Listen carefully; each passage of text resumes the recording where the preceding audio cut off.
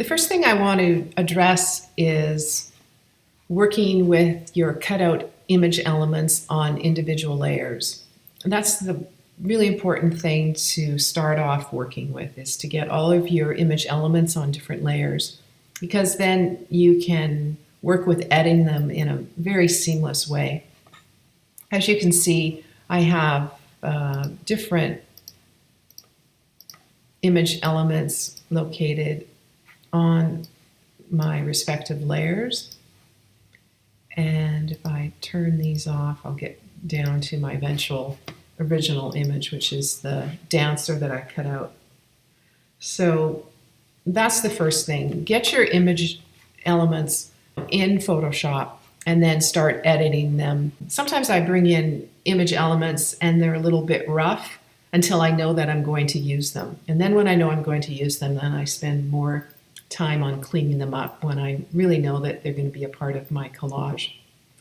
So I'm going to demonstrate just setting up a new file. I ended up going to Photo, and then, because they have some nice dimensions in terms of working with photographic type material, and I thought the landscape format at 8x10 was going to work really nice. And then it does have a default of 300 resolution, but you can certainly edit that down to, say, 200, or you could work at 300. The idea is that when you're doing your image development, when you're designing something, you start working in a higher resolution. Even if you're working for web format, you should be initially working at 200 to 300 DPI. And what that does is gives you a lot more resolution than what you might need when you're publishing on the web. But you capture a higher quality image throughout your workflow. So make sure you start working with adequate resolution of 200 to 300 for your image development phase. I typically will go, and when I know I have a main image that I'm interested in using, I'll just go and open it up. And then when I check under image size, it tells me what I have here. And I have a larger photograph than what I actually need. It's 16x12. But I'm really interested in just cutting out the dancer. So it tells me I've got an overall image 16x12 at 72. Now, whenever you have a larger image than you need, you have a little bit of wiggle room in terms of adjusting the resolution. So what I would do is make this a 10x8, and you can see I'm pretty close there. And then I'm going to up the resolution to 200 and hit OK and see what I have. And it still looks like it's pretty good quality. And I have a plan for this figure. And then under my image menu, I'm going to go down to the canvas size, and there I can just nudge up the height of to 8 inches. And I'll hit OK. At this point, this is my background image, and I don't want this to be a background image, so I'm going to make a new layer, and I'm going to actually call that background. And then this is my dancer. And I'm just going to flip them around.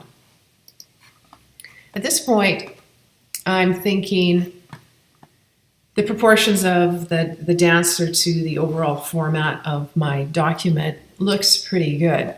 So working with the quick selection tool, I was able to cut out my figure from the background, and I have at least a couple of videos posted for you that demonstrate working with making selections. So this should not be the first time that you're exposed to it. So look back at those videos if you need a review. In the meantime, I want to get a cloud image, and so I'm going to go, and I found this one, but I want to also show you that when you're working with getting imagery, you can go to your tools and then select the size, and if you select large, then the search narrows the search parameters to large images. And I really like this one because I like the kind of the radiant sunlight coming from behind the cloud.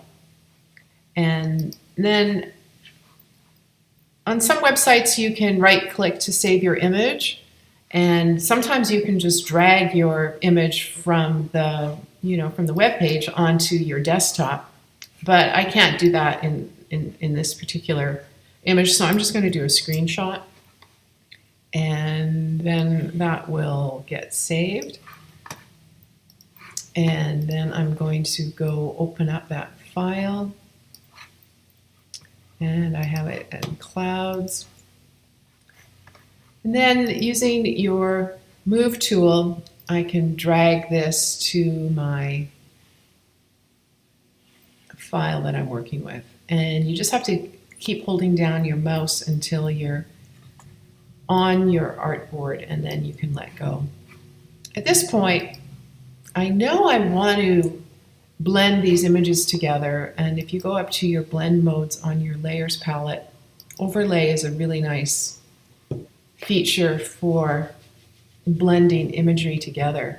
And if I turn that off, you can see how grayscale-ish this image is, and then as soon as I put this cloud image behind it, it blends the two together, and it creates some really nice light, and the clouds are really great. So it really lightens the image up, and that's kind of what I was looking for.